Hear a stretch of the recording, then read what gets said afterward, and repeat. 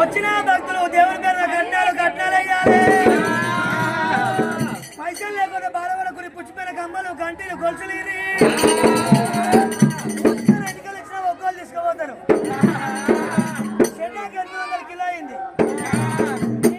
ఇంటికన్నా మెట్టు ఫస్ట్ దార్విక్ నీ పనులు నువ్వు అనుషా సున్నం